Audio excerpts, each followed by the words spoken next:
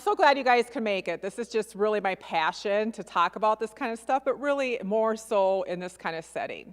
You know, everything is online these days. Most of my clients I see online, and so I just love talking to people. That's my happy place. So I'm glad you're here. I'm glad we can have this conversation. Next slide. I'm going.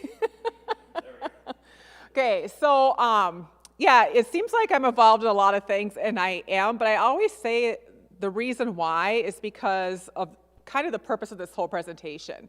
My passion and purpose is to make systems changes.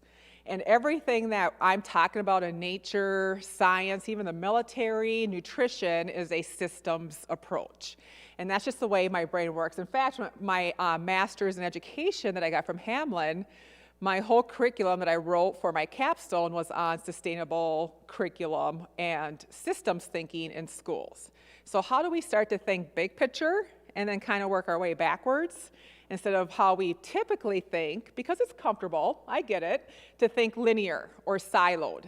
And almost every system we can think of that we live in is very siloed. So because of that, I have to have all these jobs in this siloed system to really try to get to the systems approach. But they all really have the same purpose and passion, which is to change systems so we can have a better environment, better people, healthier people, and take care of our planet at the same time.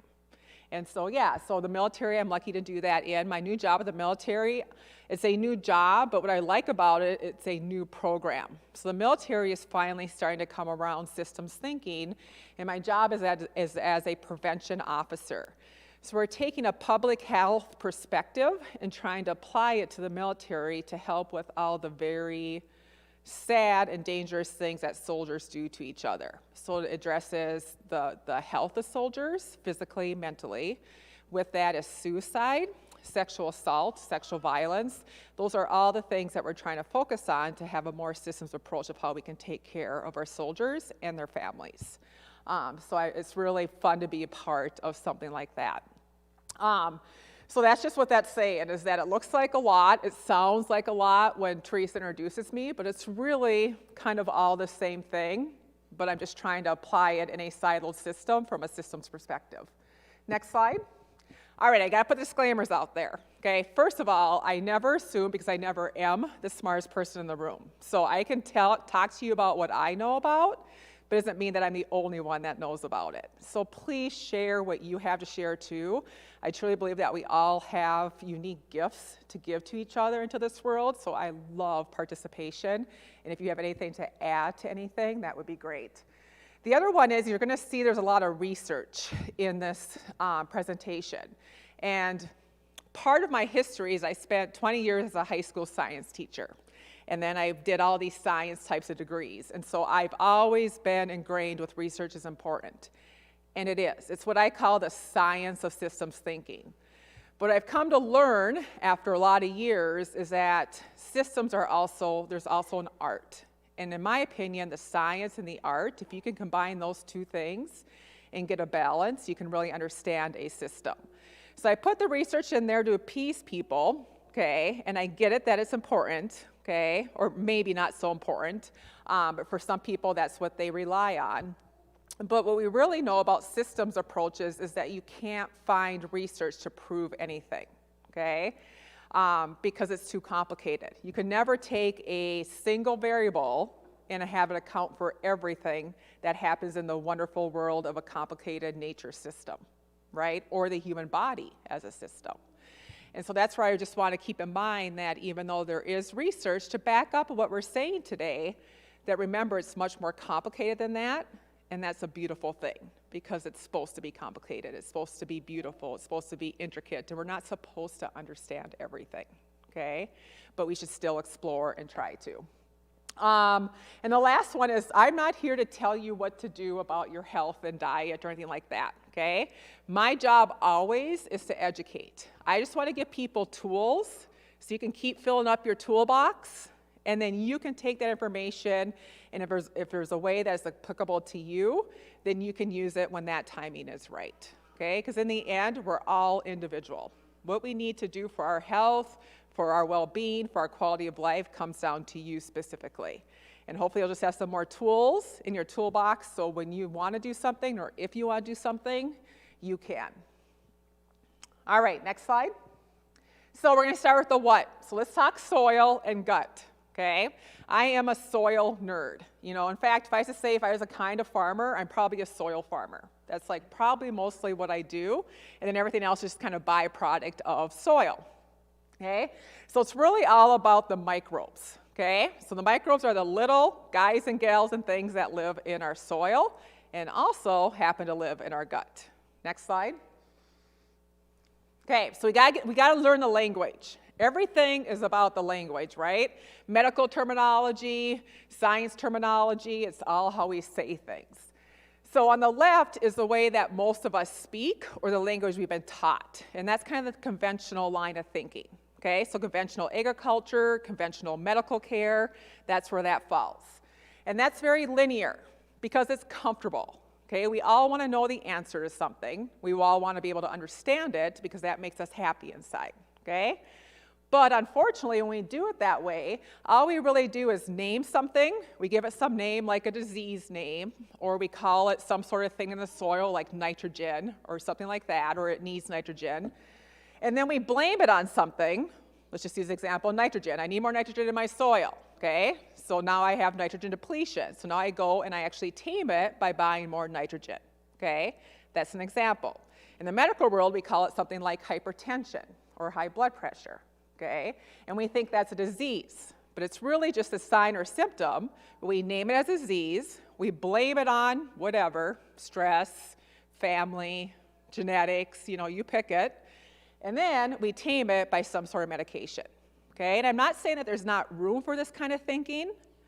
I'm just saying that maybe we can balance these two kinds of thinking out, and that's where we meet that sweet spot in the middle. Okay, how I'm going to try to speak to you tonight is going to be more on the other side, the functional. And when I say the word functional, I mean functional medicine, functional agriculture. Okay, functional, the way that we think about the whole picture, and that's systems thinking. So you look at everything. Okay, when you look at everything, you can then kind of step back and try to find the root cause. And when you find the root cause of something, that's when you can truly affect the whole system and heal. Whether we're talking about soil, the human body, the mind, anything. All right, so that's the language we're going to be talking. Next slide. Now let's talk the language of microbes. It's going to get a little complicated and busy, but just to have a same understanding on these. Next slide. Okay, so I just we probably have all heard these words like microbiota, microbiome, things like that. So I just want to make sure that we all have a clear understanding of what they each mean. So the microbiome is actually a combination of both the biology of the soil or your gut. So those are all the little small creatures that live in the soil and live in your gut, ideally. Okay, that's what we want. And if you look at the microbiota, we want all 5 of those things, even viruses, even parasites. There are good things in all these things that our body knows how to use, and our body uses those things to help other balance happen, okay? So the idea is to have all 5 of those microbiota families, okay, in your gut, in your soil, in a good balance. That's the microbiota. Then all of those little classes of microbiota, they join a theater of activity. So basically you have what's in there, and then you have all the things they can do, okay? And so they're made up of living things, just like we are, okay? Peptides, proteins, DNA, RNA, genetic material, everything that we have, okay? Polysaccharides, which are like your small carbohydrates. And then they're actually used in metabolism, and that is influenced by the environment, by signaling molecules, by toxins, and by organic molecules. So that's like microbiology 101 in college that I just gave you in 2 minutes. I'm sure you guys are all, experts on this by now, right? So I know it's a lot, but I just want you to understand that we have both the microbes that live in the soil in our guts, and then we have the environment they live in. And all of that makes up our microbiome. Okay? Are we good with that explanation? Okay, because it's going to get more complicated. Next slide. I can't help not doing science, okay? So this is busy, and I don't want you to have to read it. Don't try to read it. All it's showing you at the top is really what I want you to see is who is there, what can they do, okay, and what are they doing. Just to show the process that it's all about who is in this environment in the first place, so the microbes, okay? Once they're there, okay, what can they do? And the answer is it's endless. They can cure disease, okay? They can put vitamins and minerals into plants. They can help animals heal, okay? They can do so many things. And then what are they doing is they're basically determining all metabolic pathways. So to put this into maybe a phrase that makes the most sense is that as much as you think your brain is controlling how you feel, what you want to eat, what your mood is, what your cravings are, it's really those microbiota, okay? They basically determine almost everything that you want to do in your body and what happens, how your food is metabolized, how well you digest, how well you absorb, how well you fight off disease, okay? How is your mood? How do you sleep? All of that comes from that microbiome, okay? Just take that in. I know it's a lot to think about, okay? But that's how important it is, and it kind of shows you all the different ways it does it with all those M words there. Those are just all the different ways that microbiota, or your microbes in your body, have functions in the rest of the body. All right, so that's all the deep science. Next slide. Okay, so what does this really mean? So on the left, you can see that it's kind of red, and I don't know how well you guys can read these slides. I can't see very well, but on the left, it's basically talking about conventional food and conventional agriculture, and on the right, where it's blue, it's talking about healthy food or healthy agriculture, okay?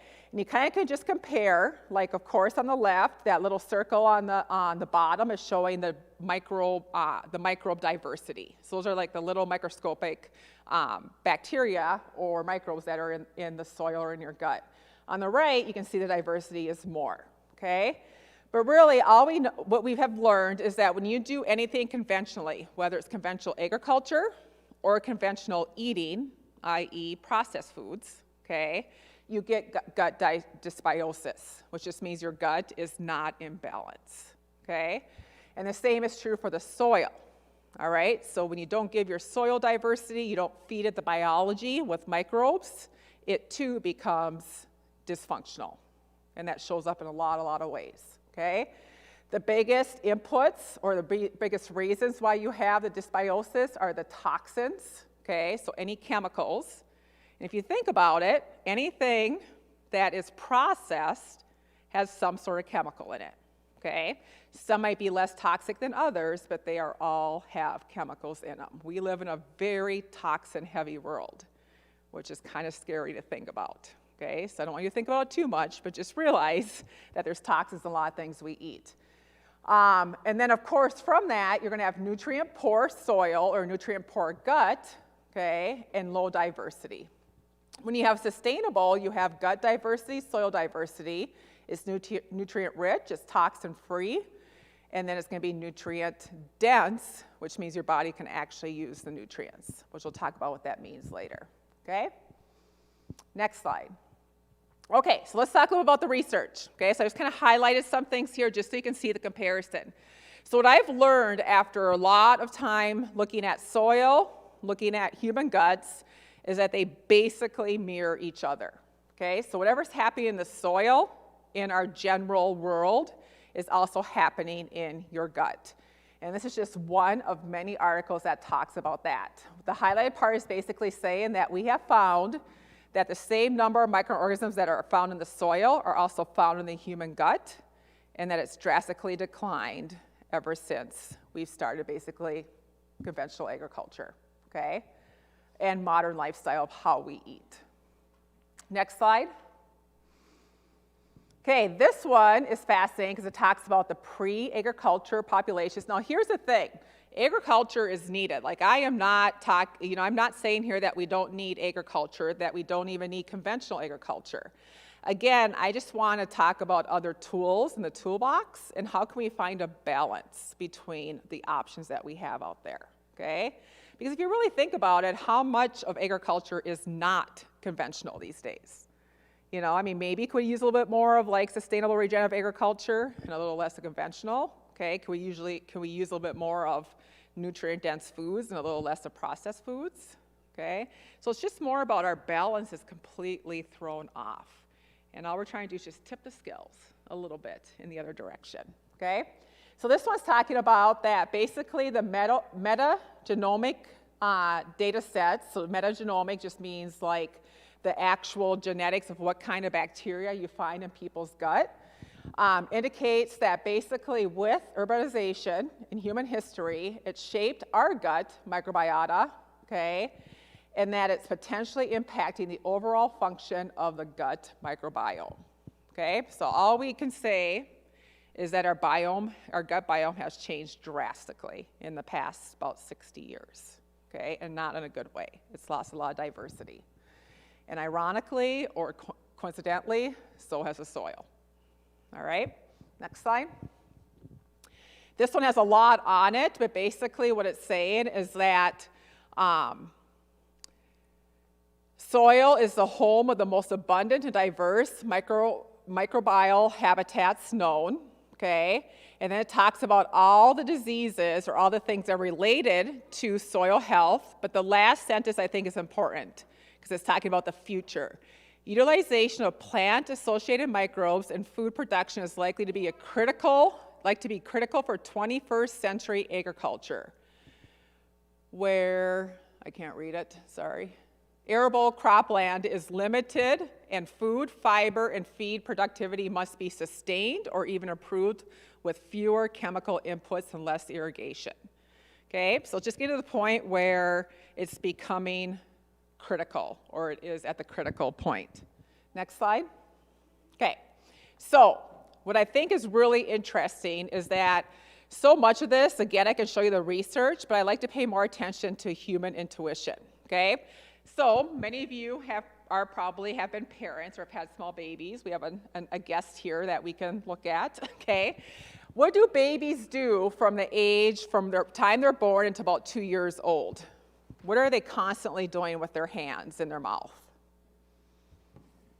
Yeah, putting everything into their mouth, right? Touching everything. And it freaks some of us out. Like, don't touch that, don't touch that, don't touch that, that sort of thing.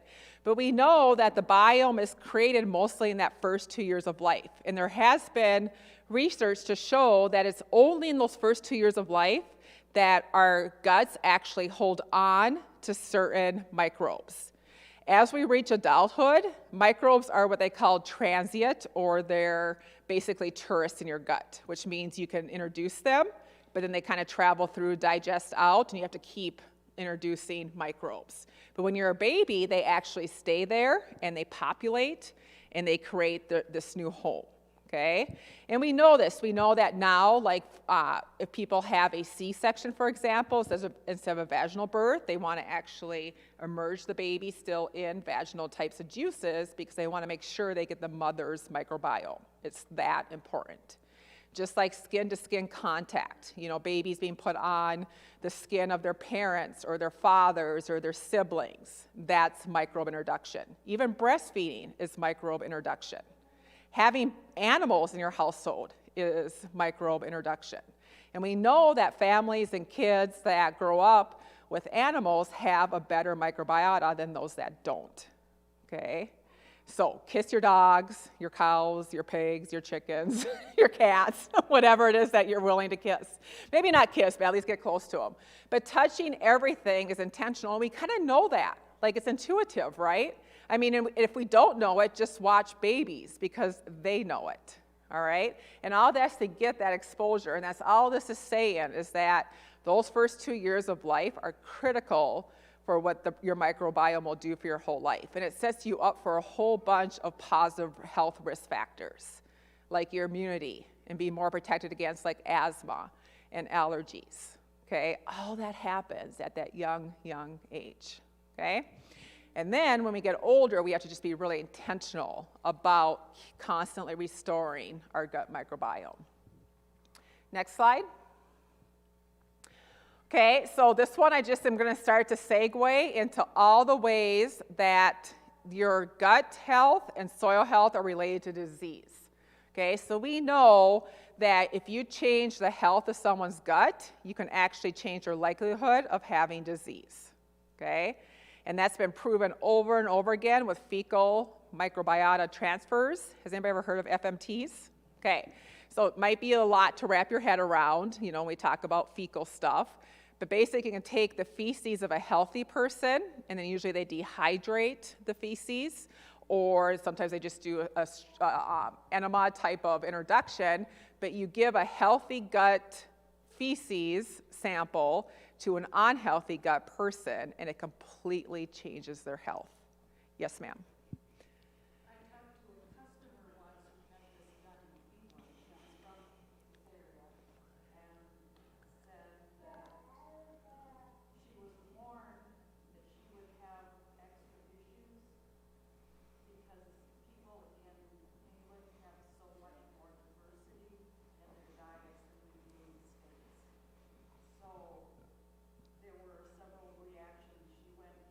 Mm-hmm. And then her body balanced out, and she's better. She was having health. Mm-hmm. So for those of you that online that didn't hear that, okay, Becky mentioned that she had a customer that's from England. She's from here, but she got an FMT from England, and they do have a healthier gut biome than we do typically. Almost every other country does than us, unfortunately. And that she was warned that because of the diversity, it might be too much, and she would have signs and symptoms, and she did, but then eventually her gut balanced out and she felt better. And that is a huge thing. When I work on gut health with people, unfortunately, you're going to feel worse initially as your body kind of rejects, because all those bacteria are those things that you don't want. They get pretty angry, and it kind of rejects new things. But usually within a week or two, you start to feel better. And that's the nice thing about gut changes, is they happen quickly, but sometimes you have to go through that bad part first before you can get to the good part, sort of thing. Yep. So that's also interesting. In Europe, we've learned that they have a lot more guidelines on what kind of chemicals they can add to their crops and their grains. And they have a way lower incidence of things like celiac and gluten intolerance than we do. So there's a lot to be said about what we put into our food and how it affects our health. And that's not just necessarily wheat, but maybe it's how we're changing the whole DNA material of wheat when we maybe add some chemicals to that. So there's a lot of interesting stuff happening with that, okay? All right, next slide. Okay, so that's the soil and that's the microbes. Let's talk about the why. So why do we care so much, and how does this really help our health? So the next slide, this is what I always talk about, and this is always my biggest concern. This is what keeps me up at night, right? So we always have something that keeps people up at night. This is mine. And I always say that chronic illness makes me the most worked up, because most of it is preventable, or at the very least treatable to some point. Sometimes you can completely reverse it, but you can always help it with like the right behaviors. And what a wonderful thing to know that you can help somebody every single time, right? With something like this. Now, some people get to 80%, some people get to 90%, some people get 20%, but it's always a good result. And really, this is the numbers, but this is real to give you a comparison. You know how much COVID was on the news, how much we heard about it, how much it was talked about, and we were all concerned, and it got all this attention, and as it should. I mean, it was an epidemic. But to give you the numbers, a little over 1 million people in the United States died from COVID, which, by the way, is 1 million too much. I am not dismissing that. That is not okay, okay? How many people do you think die from chronic illness every year? A chronic illness. Anybody want to guess? 50? Anybody else? Well, in 2019, it was 17 million, but the average is 15 to 20 million per year, and it's only going up. And that's every year. Now compare that to 1 million people in a three-year time frame of COVID, okay? Again, COVID should certainly be addressed, and we need to talk about it, but why aren't we talking about this? Why aren't we talking about all the people that have chronic illness, okay? That's my concern, especially when it's something that we do have tools in our toolbox to actually help with a holistic lifestyle, okay? So we're an overfed nation. We eat all the time, okay? Most of us eat all the time, or we have access to food all the time, but we're actually never feeding ourselves, right? So we're undernourished. And that's a big deal. When you're undernourished, everything else gets worse, okay? Next slide. And I just want to show this to you because a lot of times when people think chronic illness, they think of the top ones like cancer, heart disease. That's all true, okay? But all these things are a chronic illness. Dementia is a chronic illness. Alzheimer's is a chronic illness, okay? So many people are like, well, it's just genetic. And genetics do play a role, okay? It's definitely a part of the picture. But why has Alzheimer's gone up 500% in the past 20 years? That's not genetic, okay? Our genes do not change that quick. That's not even a generation, okay, before your genes can change. All of those gut disorders that you think about, colitis, IBS, Crohn's disease, even celiac, okay? Those are chronic illnesses. Anxiety, depression, chronic illness, all right? So almost everything that you can think of that we've named but we don't have a cure for is a chronic illness. And we never will have a cure for it, not one singular cure. You know, we'll have things that can help, and then you add everything else in, and that's going to be your best chance of helping with these chronic illnesses. Next slide. Okay, so what I think of chronic disease as is a sign or symptom. It's not a disease, okay? It's a sign or symptom of gut inflammation triggering an overactive immune response, okay? And once your immune system becomes dysfunctional or it's overused over and over and over again and always on, it never has a chance to shut off, you will end up with some sort of disease. Some people it shows up in their brain. Some people it shows up in their cardiovascular system. A lot of people it shows up in their gut, okay? But all of those come from this chronic inflammation. And most chronic illnesses start like 40 years before you even know you have them. And your body fights and fights and fights and fights until it can't fight anymore, okay? Next slide. Okay, I know this is hard to read, but these are all signs and symptoms. I'll just give you a few because a lot of people don't relate these to gut inflammation. Okay, so if gut inflammation is kind of the root cause of most chronic illness, things that are on here that you might not think of are things like skin rashes. Anything that happens in the skin is 99% of the time the gut. Okay, even things like acne. Okay, any skin disorder is typically a gut thing. Aching joints. If you wake up in the morning and you're achy, that's typically a sign of inflammation that's showing up in your joints, okay? Allergies, gas, bloating, any digestive or absorption issues. If you don't use food well, where you feel really bloated after you eat, or it takes you forever to digest food, or you're not digesting well, that's gut inflammation, okay? Depression, anxiety, memory loss, headaches. How many people have chronic headaches? That's not a disease. Migraines aren't a disease. Migraines are a sign and symptom, okay? I talk to so many females that have hormone imbalances, okay? So bad periods or cysts or PCOS. Those are usually signs and symptoms of imbalances in other parts of your body, okay? Next slide. So our GI tract or our gut is also known as our second brain. Okay, and there's a great documentary on your gut as your second brain if you want to kind of understand where that comes from. But just to show you all the things that live in your gut, 70% of your immune system is in your gut. 70% of your immune system is in your gut. 80% of your serotonin comes from your gut. Serotonin is that feel-good hormone. It's the one that relaxes you, kind of keeps you level, just kind of like your mood stabilizer. That's what serotonin is, okay? And again, we intuitively know this, okay?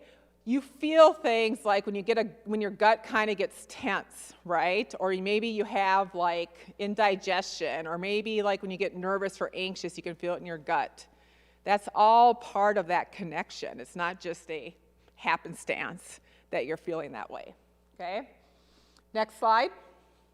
Okay, I want you to see the gut-brain connection and really look on the right-hand side of everything that your gut is telling your brain to do. We know that if you have toxins in your gut, they can cross your blood-brain barrier. Not a lot of things can cross the blood-brain barrier. It used to be believed that nothing could. And now we know that your gut actually has a direct pathway into your brain, okay? On the right, all psychological disorders up there, cognition, anxiety, autism, visceral pain can go back to gut health, okay? Your neuroendocrine system, so basically the hormones and what's released is in your gut. Your neuroimmune system is in your gut. Your autonomic nervous system and your enteric nervous system. And then all of your GI disorders, of course, stem from the gut. Next slide. Okay, you can go down the rabbit hole of research. If there's anything tonight that interests you, if you want to learn more about gut and hormones, or gut and brain, or gut and dementia, this is very researched lately in the past 15 years. And if you go to PubMed and type in the gut and whatever you want, you can be online for hours, okay? So it is out there, okay? Doesn't mean everything, but if you're interested in seeing more, you can find it. Next slide. Okay, so this is what's really affecting us.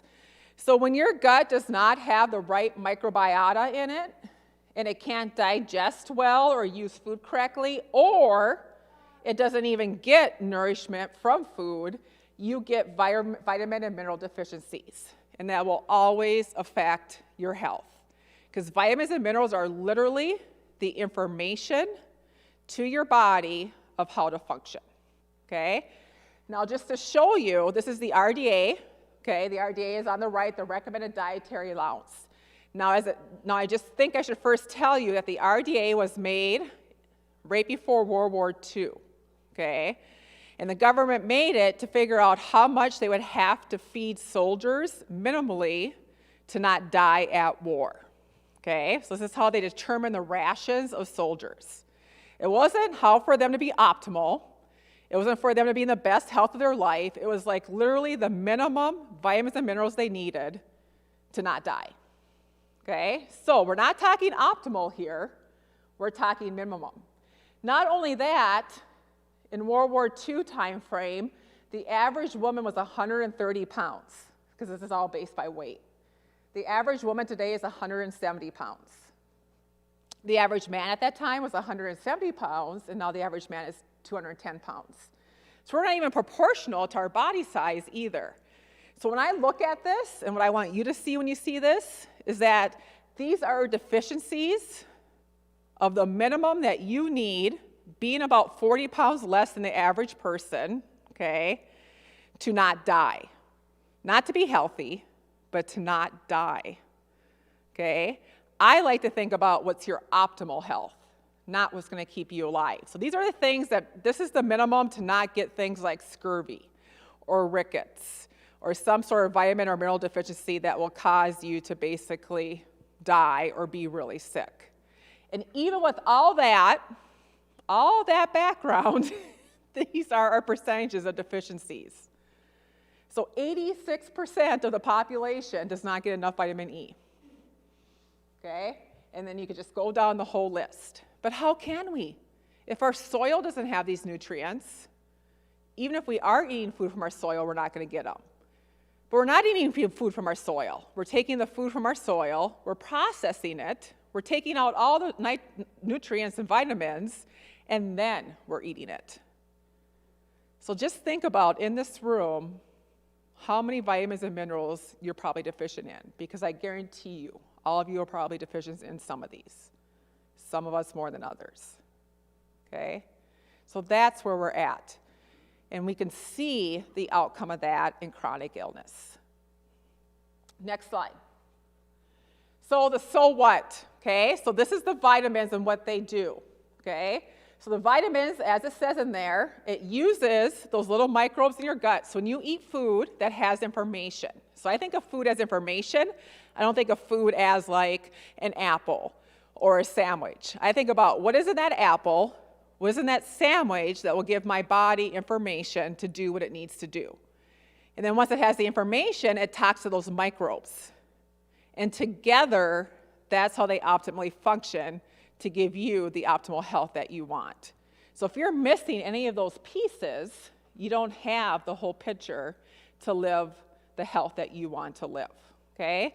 And that's all this is saying, is how they do it is they work with the microbes, those vitamins get absorbed, and they all matter. Like vitamin D helps vitamin B12, and vitamin C helps vitamin D. Like it's not one vitamin specifically or one mineral specifically. They all work together for optimal function, okay? It's a partnership. Next slide. Minerals, the same thing. And most of us are more deficient in minerals than we are in vitamins because they fortify a lot of foods with vitamins, okay? We can see that. Fortified grains, fortified rice, fortified milk, okay? But we don't put minerals in things. And the soil is the only place that we can take microbes and turn it into minerals that then go into plants and then go into humans and animals, okay? If the soil can't do that, we miss out on all of those minerals. Next slide. So how, okay? This is where there's hope. Hopefully you guys aren't depressed or sad or think that there's nothing we can do, okay? All I'm trying to show you is the why, the how, okay, or the why or the what, and now it's the how. So how do we take what we have in this world that we live in, okay, and optimize it so you can be the best version of yourself or have the quality of life that you want, whatever that is for you, okay? Next slide. First, feed the soil, okay?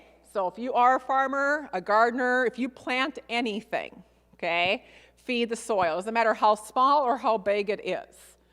So the soil building practices, if any of you know about soil health, okay, these are the main practices. Increase diversity.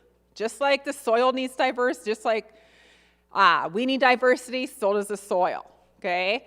So stop monocropping. Plant as many different things as you can, okay? Keep a living root, the perennials. Yes, ma'am? Oh, go ahead. Oh, using the mic, is that sure? So we plant a lot of different things, and we only have, a certain area, Yep. obviously, that we plant them in. Should we try to switch up at least where they are in the garden every year? So like this year the squash was there, maybe put the carrots there. This year the onions and all of that. That's one method, but honestly, that's great, and I love that you're looking for ways to even make it more diverse, and that's one of many things you can do, but the fact that you're planting things in the space that you have all the time, that's already a win. Take the win. Okay, great. Yep, and then whatever you do to make it more practical for you, or you feel like it's helping your soil, that's absolutely wonderful, okay? But yeah, that's one way that people do that, is they rotate their gardens. If they can't rotate the gardens, they can rotate what they plant where in the gardens. Absolutely. So living roots, you want to always have a root in the ground because those microbes, they use the root structure as their information to actually do all their work. So all the rhizomes in the roots, they communicate with all the microbes in the soil. And that communication is where all the things happen, okay? So having something living in the ground is always going to be a win. And the way that we can do that best is to have perennials, or as many perennials as we can, as often as we can. Or always plant something. That's another way of doing it. Just keep planting things over and over again. Yeah, go ahead. I love it. I just love that you're thinking about planting.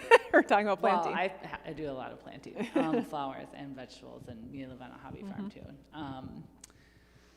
So when you, at the end of the year, you know, with the vegetable garden, you do kind of, we'll just till it or tear everything up. I mean, should we just kind of like leave it until the next? If you have to till it, just wait until right before you plant. But leave all that organic matter on there and just let it do its thing all winter long. That's what the snow does. The snow provides, you know, that compaction, and it allows all that heat underneath with all those living things that are left over. And now you have compost. It's going to make your soil that much better. And if you have to till it, you can, but just wait until right before you plant. Yeah, absolutely. Okay. Yep, just leave that stuff there. Anybody else have any advice? I'm sure we have lots of great gardeners in here, so I know that I am not the expert. I always say soil should never be naked. So this is a little game I play with my 10-year-old daughter. My 8-year-old son will be driving, and especially in the springtime when it's all just full of dirt, I'll be like, oh my gosh, that soil is naked. It must be so embarrassed. And then we'll drive by another field, and I'll be like, what do you guys think? What's that soil wearing? And then they dress the soil like, oh, that one has like a bikini on because it has just a little bit of cover, but not a lot. And I'm like, wouldn't it be great if we could find soil that's wearing like a snowsuit, you know, so when we go like by a prairie or something, but just being aware that even though we're used to it, and sometimes it has a comfort to see like these open black soil fields, that soil is completely compromised. Because what happens to it when it rains hard? It just washes away. What happens when it's dry and it's windy? It just blows away, okay? And then if you've added a whole bunch of stuff to that soil and it's washing away or blowing away, that's all going into our water systems, okay? All those things that were in there. So protect your soil. Don't let it be naked. So don't let it be naked until it absolutely has to be naked right before you plant. And even then, still cover it with some mulch or something, you know, and just keep it covered as much as possible. Integrate animals. Animals already know how to do all the work. They're nature's tillers, okay? They're nature's fertilizers. They have everything that soil needs. So if you can, I know not everybody can, put animals on your soil, whatever it is. Okay, chickens, birds, pheasants, guinea pigs, cows, pigs, whatever you can do, let them be on your soil and they will do the work for you. Okay, and it benefits them and it benefits your soil. It's a win-win. And then minimize disturbance. Okay, as soon as you do till or you disturb that soil or that living root, of course you're going to traumatize or affect all of that microbiology in there. Okay, so it's best not to do that, but we don't always have that option. So just minimize it the best that you can. Okay, so that's how you take care of the soil or feed the soil. Next slide. These are all the other things that matter to make soil happy. Okay, and all you really need to get from this picture, besides all the different things, plants, types of soils, the microbiology, the pH, the sunlight, the temperature, all these inputs, all it's showing us and reinforcing is that this is a system, okay? And it doesn't matter that you do all of these. It just matters that you do something, okay? And again, it doesn't matter how big or small it is. If all you can do is just compost some of your veggies in your house, let's start there, okay? Or maybe you plant like an herb garden outside if that's all you can do, okay? Or an herb garden inside, that's fine too. But all of us just have a part to play. And what matters most is that we all play a part in this very, very complex system. Next slide. Then you feed your gut, okay? And you're going to feed your gut better when you feed your soil better. So it's very related, okay? So feed your gut means nutrient dense. So start to think of food as information instead of food as a food group or a calorie or a macronutrient like a carb, fat, protein, okay? Let me give you an example. Many of us think that when we eat a typical lunch of, let's go with a peanut butter and jelly sandwich with chips, an apple, and a pop, okay? Would you agree that's a pretty typical lunch that people probably think isn't the best for you, but probably not the worst for you? Is that fair? Okay. When I see what people eat, I start to think of what does the body think it's getting, okay? So let's just kind of break that down. So this is a little exercise you can do with anything you eat. It's like a tally. What does that bread turn to as information in your body? Yep, carbohydrate, eventually sugars, okay? All right, glucose. Okay, what does the jelly turn to in your body? Sugar. So now we have 2 tallies for sugar. Okay, what about the peanut butter? But mostly sugar.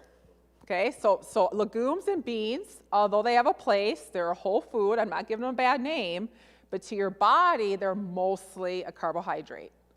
But there is protein in there, there is fat in there, but they're mostly a carbohydrate. So you can give protein and fat a little tally, but we're still putting it in the sugar tally too. Okay, chips turn into sugar. Well, sugar is really winning this game, right? What about the apple? Apples are good for you, but it's still sugar to your body. Okay, and then of course you have a pop, sugar. So you thought you just ate a very diverse meal, and really the only information your body got was thank you for all the sugar. Okay, and do you think your body can actually perform what it needs to do only having that information? No. Now, is sugar evil? Absolutely not. But I think we probably can all agree that most of us have a very high sugar diet, unless you're intentionally not trying to have a high sugar diet, because that's what all of our food system exists in that world, okay? So start to think about that. What information is your body getting? Your goal is to have tallies in all different kinds of categories. Different veggies, different fruits, different greens, different phytochemicals, okay? Different polyphenols. And all that means is that you're eating a diverse array of things that are real food. Real food means it comes from a stem or an animal with a face. That's it. Okay? And as soon as you pull it from that stem, it starts to lose nutrients. So now if you think about how far your food travels to eat it, it's becoming less nutrient dense, right? Yes? It's better, then you're getting more. So the way you can make that meal better is to have a better quality bread, right? So sprouted grains or even like a fermented sourdough. So that would be moving it up, right? Moving off the balance. So doing peanut butter, do like a nut butter. Okay, it's like a cashew butter, something like that, okay? And then instead of doing a jelly, maybe just doing a little bit of honey. So get like a real sugar that has more nutrients, but try to minimize it. Get rid of the chips and do like a good veggie instead, okay? Don't drink pop, ever. I mean, really, that's the best answer. I know it's not the answer we want, but that would be the best way to go, okay? And people, it's very hard because we all think fruit is this perfect, great food. And it is in a lot of ways. Like, fruit is nutrient dense. But it throws a lot of our food off balance because it just adds more sugar to the sugars we're already eating. And we know that fruit does best when it's combined with vegetables. And think about that. Like when you have fruit combined, like in a salad with strawberries, right? Or mandarin oranges. Or you have fruit combined, apples with some other veggie. Help me out, Mary. You probably can think of recipes. Fruit does really well when it's combined with other balanced ingredients. And it usually tastes better that way too, okay? And we just have come to think that fruit is unlimited because it's fruit and it's good for you. But to your body, it's still sugar with some fiber in there, which is good, right? And with some vitamins and minerals in there, which is good. But you can throw it off balance. Yes, Becky? Yes, always add fat, especially to fruits and veggies. And by the way, that's when they taste better. So Becky said always have fat, and I couldn't agree more. Fat is your best friend. And it's your gut's best friend. And it's your brain's best friend. So if you want to feel good, if you want to have energy, and you want to digest better, add good fats to your food. What are good fats? Anything that comes from an animal or nature. So olives, animal fats, butter, full fat dairy, lard. Yeah, real lard. Yeah, exactly. Use that stuff up. Reuse your bacon grease, especially if it's bacon grease coming from a grass-fed, pig or pork that's been fed well. Okay, remember, you are what your animals eat, what they eat. Okay, so if your animals are eating all corn, soybeans, whatever, then that's also what you're eating or what you're getting for nutrients. Okay? So real food, balance. I just always tell people proteins, vegetables, fats. I don't even add carbs in as a food group because I don't need to tell anyone to eat more carbs. I don't know of one person I've ever talked to that has a problem eating carbs, okay? So I want people to start thinking about their carbs are coming from vegetables because vegetables are carbohydrates, okay? But they're just the perfect carbohydrate because all the fiber, you balance those carbohydrates out, okay? So think of vegetables as your main course. Then you add some meat in there just because it's so darn delicious, okay? And then you add the fat because that's what makes you happy. And that's when you're going to have a meal that tastes really, really good. And your gut will love it, and your brain will love it. And you will feel better, guaranteed, okay? Eat fermented foods or bitters. Those are always gut supporting. So anything you can eat that's fermented, bonus. And what's nice about fermented foods is it doesn't take a lot. If you could just do like a tablespoon with each of your meals, it goes a long ways, okay? Bitters would be anything like your citrus, your apple cider vinegar. Those are all gut supporting, gut healthy things. And people are like, should I just drink apple cider vinegar in the morning? Or should I add lemon to my water? Sure, you can do those things, but those two are meant to be combined in all your other foods. Eat dressing with apple cider vinegar, okay? When I make my tea, I just add some apple cider vinegar to my tea, okay? That's another way. If you're boiling something, put a little apple cider vinegar in the water. Like there's so many ways you can add things without being like, okay, I'm gonna close my eyes, hold my breath, and take a drink of apple cider vinegar this morning, okay? If that's something that you can't do. Get dirty and have animals. Play in your garden, get your fingernails full of dirt, get dirt on your face, get it all over your skin. Go play in the dirt, have your kids play in the dirt, okay? Those are all good things, and touch those animals and don't wash your hands, okay? That is actually an okay thing. Now, are there some microbes out there that are harmful?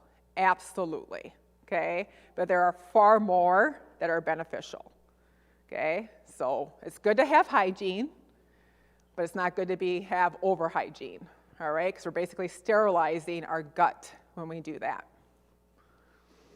And then increase your diversity of real food. So eat as many colors, different kinds of vegetables as you can, proteins, go for wild game, go for grass-fed, go for good quality proteins. We have some people in the room that have really good quality proteins and milk. I see David's here. Get milk from David. Is there anybody else here that does their own raw milk? Okay. Oh.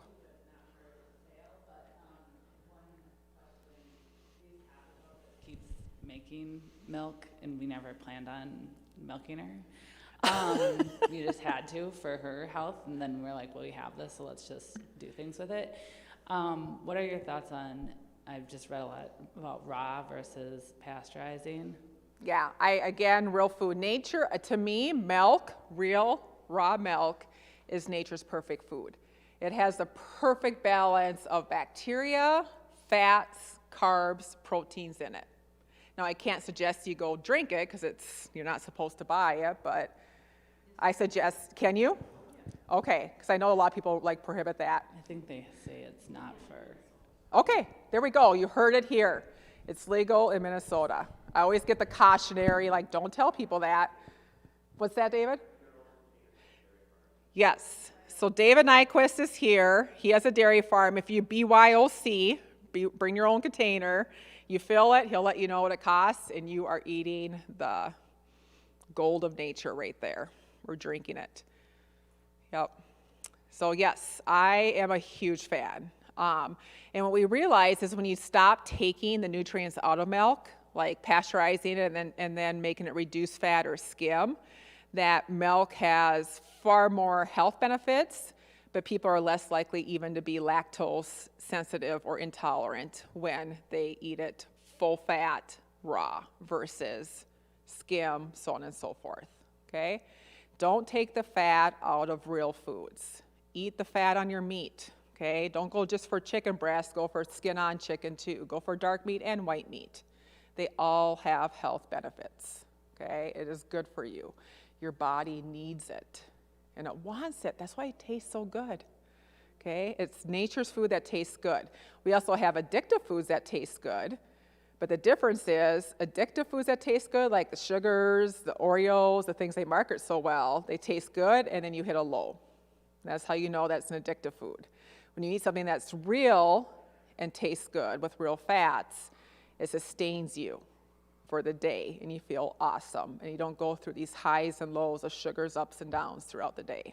That's the difference. Okay, next slide. Okay, this is where you can get the most bang for your buck, especially during the winter when we don't have fresh vegetables, okay, or you might not have fresh vegetables if you don't store or can. Go for local plants and herbs if you can, okay, so whatever you can forage, go for that. Spices. Should be adding spices to all foods all the time, all different kinds, okay? They all have benefits, and really spices are just plants that have been put into a spice form. You can grow your own microgreens. They grow quick, they're easy, and because all the energy of that plant is just in that initial growth, you are getting the same energy as you would in the full growth of whatever that is, broccoli sprouts versus broccoli, but in a tiny amount. So you just need a little bit, and it goes as far as a whole bowl of broccoli, okay? So it's a lot for a little, which is really nice. Same with sprouts. Greens, grow lettuce. You can grow it all year round. It's very simple, okay? So that's something that you can do all the time. Always have your own greens. And I always tell people, if you can even start there, just start adding a handful of greens to everything you eat, okay? It doesn't really change how something tastes. It just changes the nutrient value of something, okay, in a good way. So if you can get into one habit, if you feel like you're not eating enough vegetables, not getting enough greens, add it to everything. Put a handful on top of your chili or your soup. I even do it on spaghetti. So when my family makes spaghetti, I just put greens on there, and then I take the noodles out just because I don't do well with noodles, and I put meatballs and spaghetti sauce on it, Parmesan cheese and guacamole. It tastes good, okay? So it's not so much changing big things, it's about what are the little things you can do to add more nutrients to your food. And there are a lot of little things you can do, okay? Mushrooms, okay, lots of ways and kits and information out there on how to grow your own mushrooms. Mushrooms have an array of benefits, okay? And remember, part of those microbes, one whole family, are the fungi family, okay? And they're super beneficial. And we know for soil health that the fungi are super beneficial. The best soils have a healthy fungi growth, okay? So eat your fungus. Next slide. So how do you heal the gut? I like the terms weed, seed, and feed, okay? Just like you would a garden, okay? Kind of do the same thing with your gut. So the next slide is how do you weed it out, or what is it that you have to get rid of that's causing problems? All these things that all of us are exposed to all the time, every day, everywhere. Okay, pharmaceuticals, toxins, hormones. That's the other thing that gives milk a bad name. It's not that milk is bad, but when you add things to milk like hormones and antibiotics, you're also getting those hormones and antibiotics, right? Okay. PPIs, this is huge. I cannot tell you how many people get prescribed acid reflux medication like it's candy. Okay, and some of those medications, when they first came out, if you read all of the information on them, they were not supposed to be used for more than seven days because of all the side effects they cause. And now we just treat them as like, once you're on them, you just stay on them forever, okay? So stuff like that, same with SSRIs, okay? Now, I'm not saying there's not a place for medication. Again, where's the balance, okay? Do we need medication for everything? Or can we balance out what we need when we need it, and then balance with the other things, right? Pathogens, infections, processed foods, stress, vaccines, all of that stuff. And again, I'm not saying I'm not getting political here, whether or not you should or shouldn't get vaccines. But if you don't think that when you take these things that they don't have some sort of side effect, you're wrong. There's always a side effect. It's just a matter of how bad that side effect is for you. And the worse your gut health, the more the side effects. Next slide. So weed out. Next slide, Tim, thank you. Then you seed it. Plant the seeds. What are the seeds? They're the pre and probiotics. Prebiotics are just what feed all of those microbes. And in our gut, everything that has fiber is a prebiotic. Okay? And most of that fiber is going to come from vegetables and then a good balance of fruits. Those are the biggest ways to get the most fiber. Okay, and then the probiotics are going to come from fermented food, any kind of live cultures, bacteria, yeast, and then the two types that are most prevalent in your gut are the lactobacillus and bifidobacteria. So people that look for probiotics, I tell them to look at least at those two are in there, and most often they are. And I'm not against taking probiotics. Anything helps. I just want to make sure that people know that, again, for adults, probiotics are tourists, okay? So you take them, and it helps your gut, and then they leave right away. So it's not a one-and-done thing. It's not like you're going to take it, and it's going to repopulate your whole gut into that type of probiotic, okay? So think of it as like, how can you always feed your gut or seed it? And the best way to do it is just constantly expose it to bacteria in nature or to microbes in nature, and then eat these foods that support them. Next slide. Okay, and then, like I said, here's fiber. I think an interesting stat, just to give you an idea of how low we are in fiber.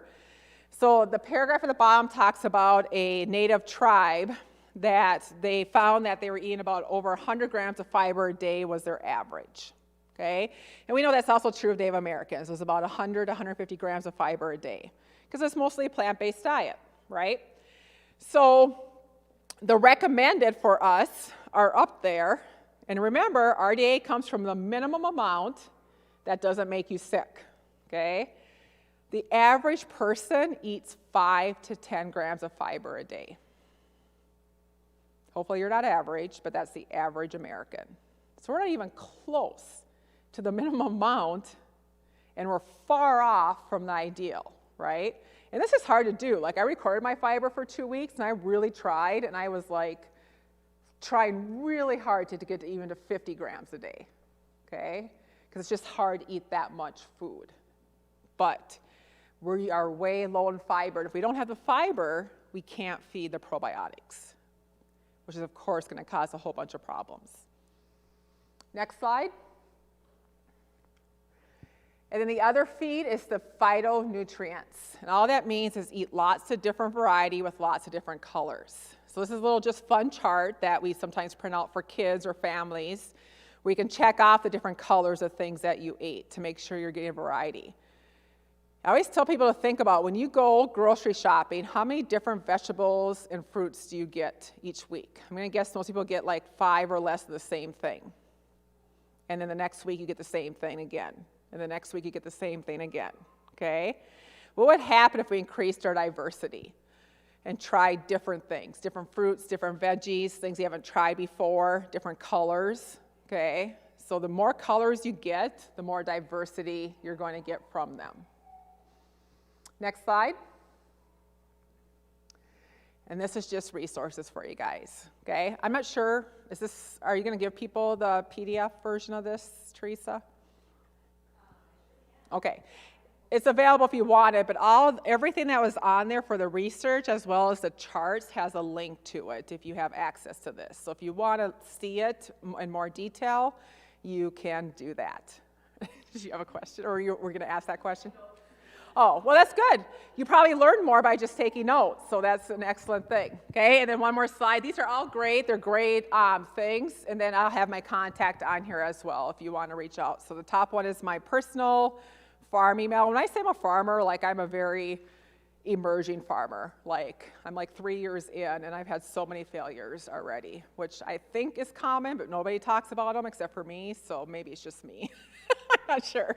But I'm attempting to just keep taking care of our soil and animals, and hopefully someday I'll be like, yeah, I'm totally a farmer. I'm just not there yet. All right, questions? Quick, so I will put that PDF on the website, and then if you do have a question, please wait for me to come through with the mic so that our online viewers can hear the questions as well. Thank you. There's a lot of information, so thank you for staying through that. It's a lot to talk about.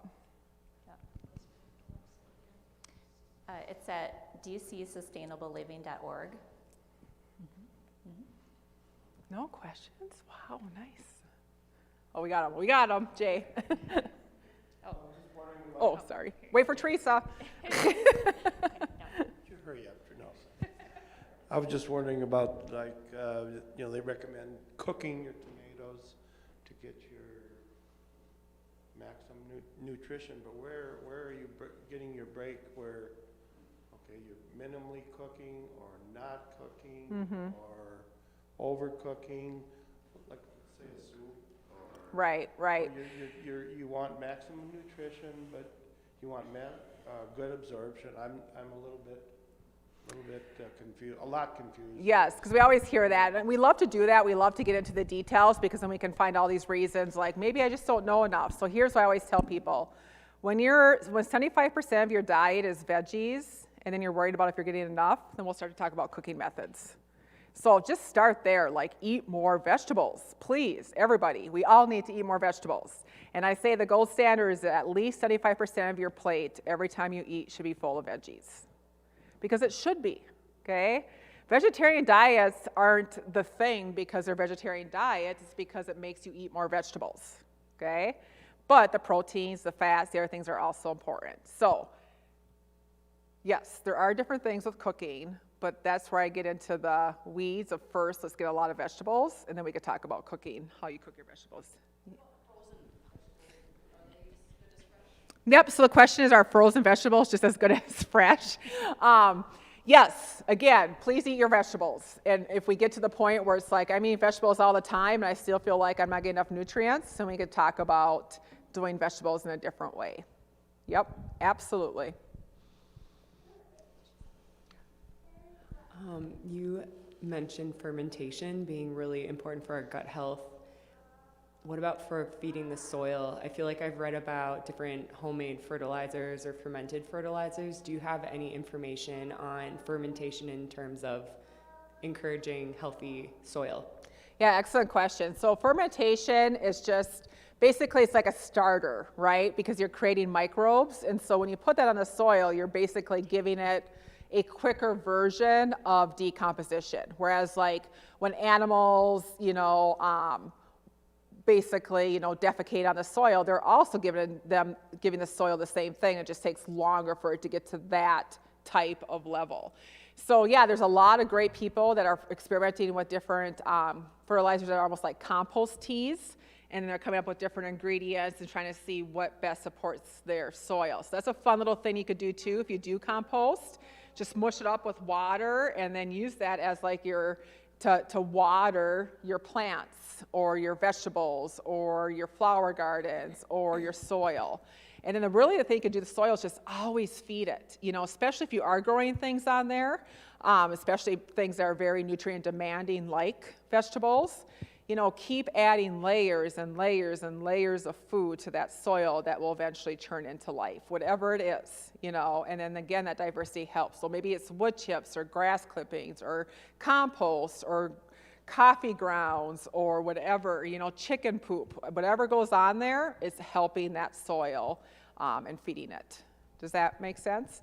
So yeah, there are people, I know there's a couple people in the Minnesota Soil Health Coalition that especially a farmer, I can't think of his name, Mike Seifert, he lives in Jordan, and he did a whole, just last year, a study on different compost teas that he's been using on his crops and cover crops to test how the different nutrients help. Yep. I heard something from Sarah Lindblom, and maybe Becky, maybe you talked about that too, where she just takes nettle and puts it in a bucket of water and just lets it sit for, 2-3 weeks? Yeah, that's a great example. She waters her garden with that until it stinks. Okay. Yeah, that's a good sign. Then you know it's done. Yeah, It's that is a ready. good sign of life when it starts to get smelly, Yeah. And then even and I know this is extreme, and again, I don't recommend anything, but something that I personally do, if I have a real food that's starting to get a little bit past its date, I'm okay with that. Now, if it's a fake food, I'm not okay with that. If I have a real food that's like, it's questionable, I'm like, why not? More microbes. But, Okay, everybody says they're different things, but it's just when it's real food, it's real microbes. When it's fake food, who knows what's growing in there from the different chemicals that were in there. Okay, that's kind of the difference between spoiled foods. All right. Hi, David. Hello. He's your milk guy. I transitioned from conventional dairy to sustainable rotational grazing, grass-fed dairy, probably 15, 16 years ago. Gardening is great, what you're talking about, but I would really love to see more people getting into what I'm doing. If people could model after what I'm doing, it hurts to see all this land, bare land, I know. and conventional agriculture, just stripping all the quality out of the land. I've been trying for quite a few years now to find a partner, to find other people to work with me. It's just so frustrating that nobody wants to work anymore. It is very exhausting work, what I do. It's 7 days a week. It's a small dairy, and you don't find a dairy like mine any place anymore. I used to work down in Waconia. I'd make the trip several days a week as a paramedic down there, and for a while I'd take different routes down there, and I would count how many dairy farms there used to be. I can tell this was a dairy farm. There's a silo there. There's an old barn over here.